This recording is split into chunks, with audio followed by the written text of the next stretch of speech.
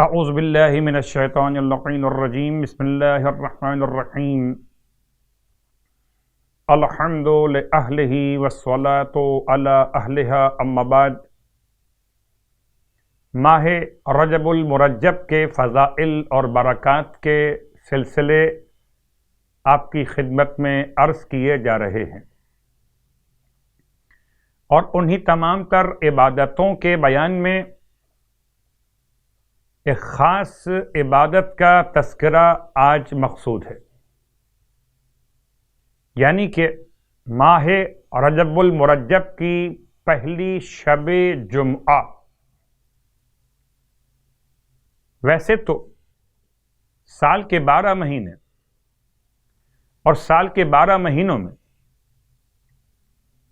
جتنی بھی شب جمعہ مہینے میں 4 یا کبھی کبھی 5، تمام کی برکتیں رحمتیں اپنے مقام پر۔ البتہ ماہ رجب المرجب کی پہلی شب جمعہ کے حوالے سے ایک حدیث سرکار ختمی مرتبت احمد مجتبی محمد مصطفیٰ صلی اللہ علیہ وآلہ وسلم کی بارگاہ مقدس سید علی ابن طاؤس علیہ الرحمہ نے اپنی کتاب اقبال الاعمال میں اس حدیث کو لکھا۔ اس حدیث کے الفاظ کے اعتبار سے آپ ارشاد فرماتے ہیں کہ ماہ رجب اللہ کا مہینہ، ماہ شعبان میرا مہینہ، اور ماہ مبارکہ رمضان میری امت کا مہینہ۔ پھر آپ نے ماہ رجب المرجب کے حوالے سے تفصیل بیان فرمائی کہ جو شخص بھی اس کے تمام روزے رکھے گا، خداوند عالم اس کے لیے 3 انعامات کو قرار دے گا۔ پہلا انعام اس کے گزشتہ گناہوں کی مغفرت، دوسرا انعام آئندہ آنے والی زندگی کے تمام دنوں میں عصمت، گناہوں سے تحفظ، اور تیسرا قیامت کے ہولناک دن میں پیاس کی شدت سے امان۔ تو روایت کا جملہ ایسے میں ایک بوڑھا شخص کھڑا ہو گیا، اس نے کہا یا رسول اللہ، میں ان پورے مہینے کے روزوں پر قدرت نہیں رکھتا، تو میں اس ثواب کو کیسے حاصل کر سکتا ہوں؟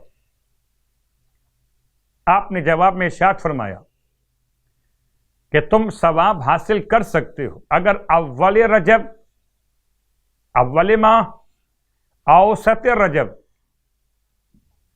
اوسط ماہ، اور آخر رجب، یعنی پہلی 15 اور 29 تاریخ، یہ 3 دنوں کے روزے رکھ لو کہ پہلا روزہ 10 گنا اجر و ثواب کے ساتھ 10 کے برابر، پھر 20، پھر 30، 3 روزے 30 کے برابر، ماہ رجب المرجب۔ پھر آپ فرماتے ہیں مت غافل رہنا اس ماہ مبارک رجب المرجب کی پہلی شب جمعہ سے،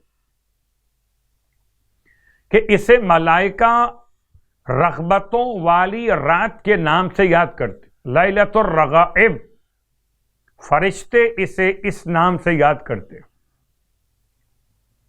ارشاد فرمایا اللہ کے حبیب نے، اور ایسا اس لیے جب رات کا تیسرا پہر شروع ہوتا ہے تو ایسے میں سارے فرشتے، کوئی فرشتہ باقی نہیں رہتا، سب کے سب مکۃ المکرمہ کے حرم خانہ کعبہ کے پاس اتر آتے، اور سب پر خدا اپنی رحمت اور نورانیت کو نازل کر دیتا ہے۔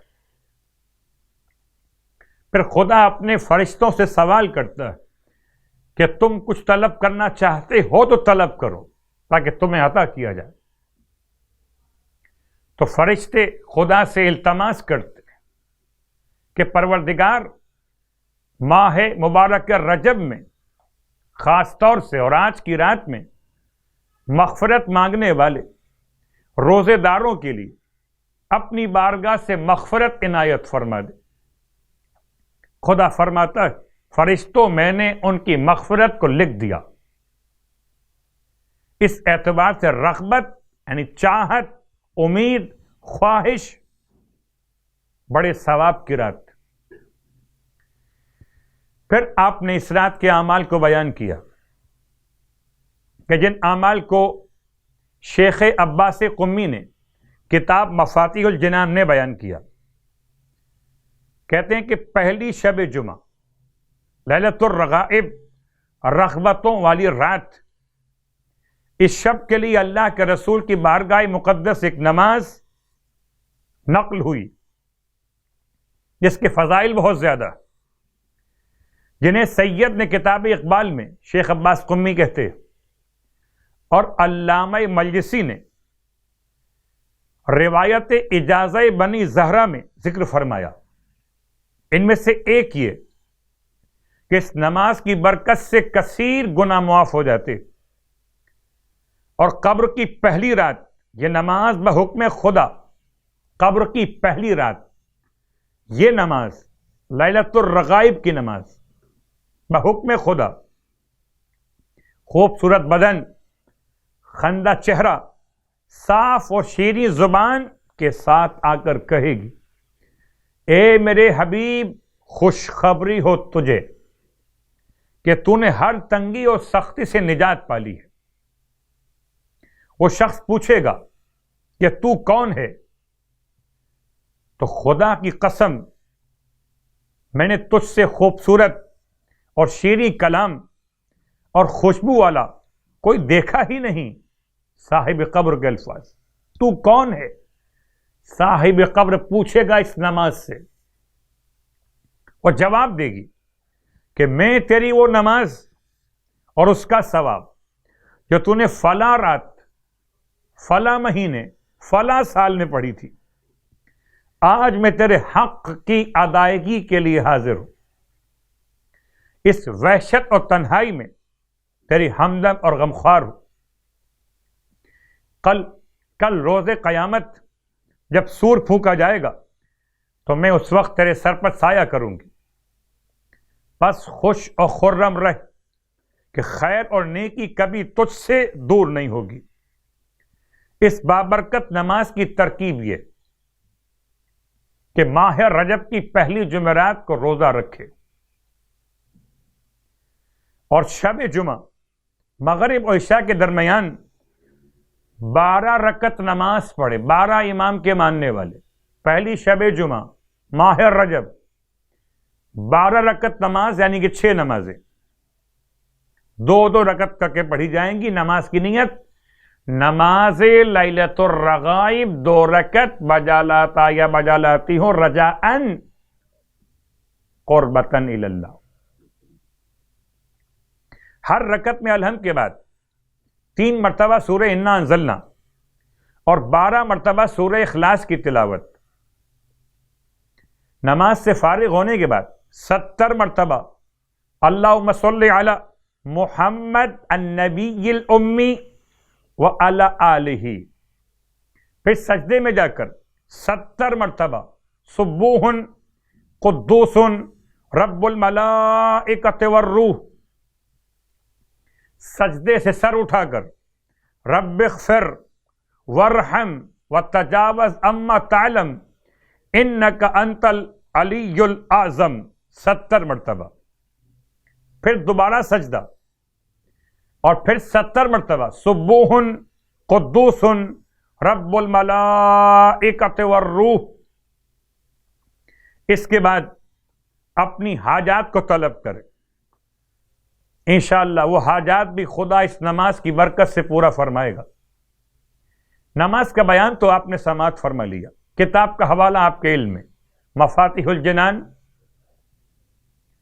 رجب المرجب کے اعمال، مشترکہ اعمال کے بیان میں لیلۃ الرغائب کے نام سے یہ نماز موجود ہے.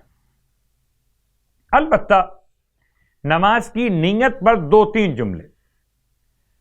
مراجع عظام کے درمیان 2 رائے پائی جاتی ہیں. بعض مراجع عظام اس کے استحباب کے قائل ہیں، بعض اس کے استحباب کے قائل نہیں ہیں.